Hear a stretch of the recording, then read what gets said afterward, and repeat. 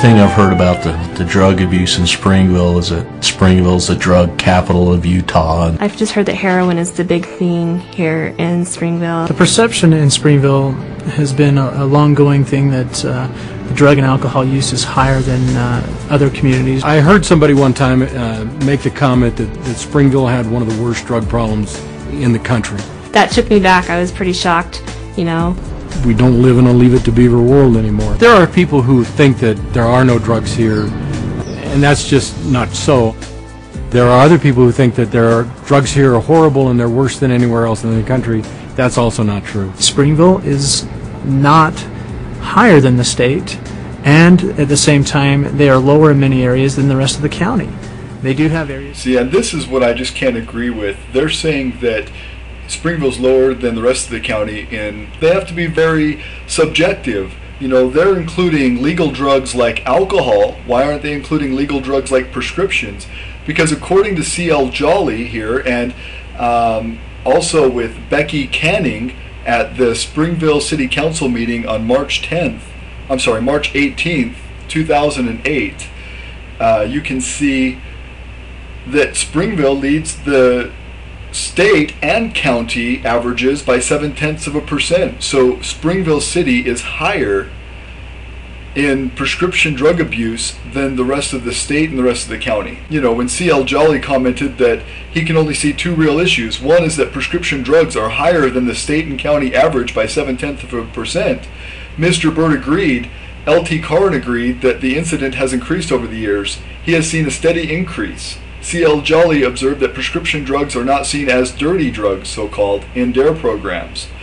L.T. Karn commented that these drugs come from doctors. Parents make them accessible to their children.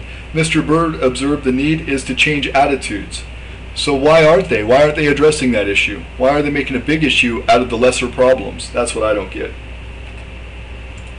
I think they're making a mountain out of a molehill with illegal drugs. The county. They do have areas they can work on like any community. We work closely with the schools in prevention. We have officers for years have worked in the schools. We go out and we actively pursue drug dealers. One of the things that we did here is we put together a book. We took the people that we knew were using drugs and dealing drugs, and we put their name and their address, the car they drove, we took their pictures in there. The word got out, and a lot of these people who were dealing drugs were worried that their name might be in the book.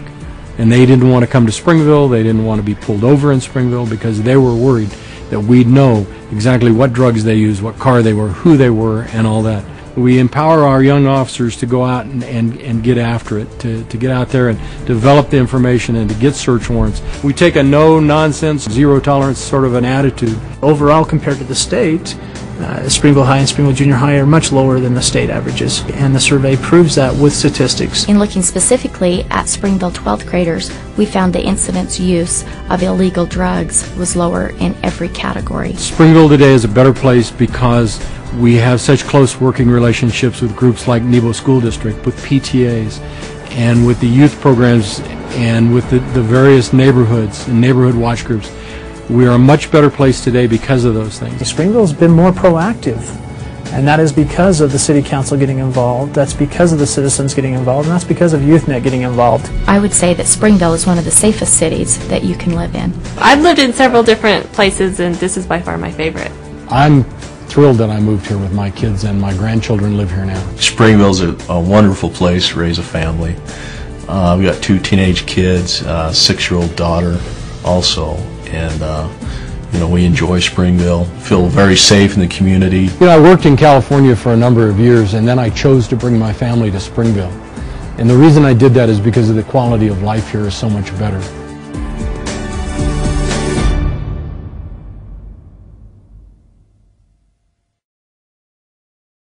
Hi, this is Ryan at xcannabis.com, and I'm responding to the video, public safety video from Springville, Utah, from Springville City, who put a lot of effort and a lot of money and a lot of time, you know, into making this video, and they failed in several areas. They're talking about combating crime and drugs in Springville, Utah, and they talk about their low, you know, drug usage numbers. You know, first of all, I want to know where they get their statistics from, because when I grew up in Utah, Springville was the place to get all the drugs. You know, they may not have a lot of it in the schools like they're saying, I don't know, because I didn't go to high school there. But I'll tell you what, when I wanted to go score a bag of weed, you know, or something, I went to Utah. I mean, I went to Springville. I went right there to Springville. And, you know, I couldn't find it in Utah County in other places very easily, but I could always find it in Springville. So I don't know where they got their statistics from. But the part that they failed in, and this is the biggest concern for me, is that they talk about these, they brag about these low numbers of drug usage in Utah, or in Springville. Problem is that they don't address the major problems. You know, they did list alcohol. You know, they showed some statistics for alcohol. They showed some statistics for inhalants, you know, and things that aren't illegal. Okay, but they didn't list prescription medications. And prescription medications are killing more people in Utah than anything else. You're more likely to overdose on drugs in Utah than you are to die from a car accident. That's a fact. And they didn't even address that. What they're seeing is a decline in illegal drugs because the police are furiously and viciously stomping down citizens to arrest them on minor drug charges. So, you know, they don't even mess with the illegal stuff. They're getting pushed to the harder stuff, the prescription stuff that can actually kill you.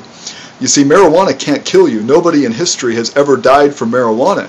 So if everybody was smoking marijuana instead of using prescription drugs, they'd be alive. They may be a little bit stoned, they may be a little bit hungry, but they'd be alive. You know what I mean?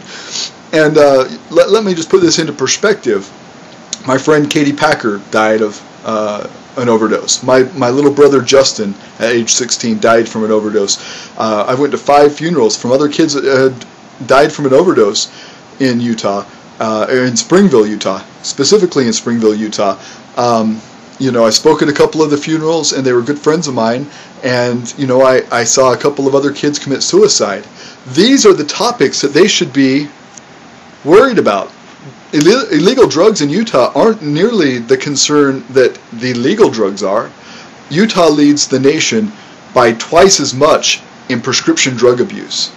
So they can brag that fewer people are using heroin. Well, I mean, come on, only about like 1 or 2% of the entire U.S. population uses heroin. That's not a big, you know, big number to brag about.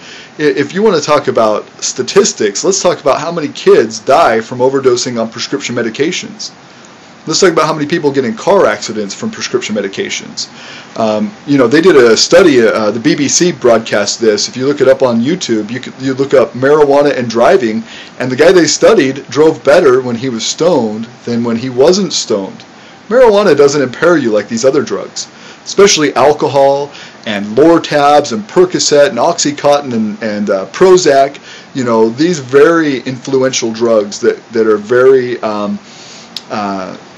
dangerous can kill you from overdose, can kill you from car accidents, can kill you in many different ways. They can make you so depressed that you kill yourself.